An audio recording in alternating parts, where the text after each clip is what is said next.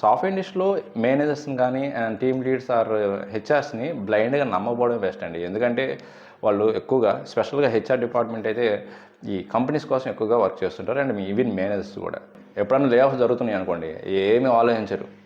మీరు ఎంత క్లోజ్గా అన్ని రోజులు ఎంత బాగున్నా కూడా మీ టైము లే ఆఫ్స్ కానీ వచ్చాయంటే మిమ్మల్ని వితౌట్ హెసిటేట్ నిమిషం కూడా ఆలోచించకుండా మీరు రిజైన్ చేసేసేయండి, తప్పదు, ఓకే, సో ఇవి కంపెనీ పాలసీస్ ఇలా ఉన్నాయి, మేము రీస్ట్రక్చర్ చేస్తున్నాము, అది ఇది అని చెప్పేసి మిమ్మల్ని రిజైన్ చేపిస్తారు. సో అందుకే మరి ఆఫీస్ పాలిటిక్స్లో నేను ఇన్వాల్వ్ అవ్వచ్చా లేదని చాలామంది అడుగుతుంటారు.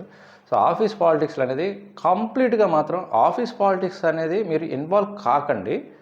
బట్ ఏం జరుగుతుందని తెలుసుకోవాలి. మీరు అసలు ఏం తెలుసుకోలేదు అనుకోండి, మనకి ఎందుకులే మనం ఒక సైడ్ ఉందామని అనుకుంటే మాత్రం మీ ప్రమోషన్స్ కానీ అసలు ఏం జరుగుతుంది అనేది మీకు తెలియదు. బట్ 100% ఇన్వాల్వ్మెంట్ మాత్రం కాకూడదు. అదొకటి చేయండి. ఆఫీస్ పాలిటిక్స్ అనేవి జరుగుతూ ఉంటాయి, ప్రతి కంపెనీలో ఉంటాయి, అవి లేకుండా ఉండవు.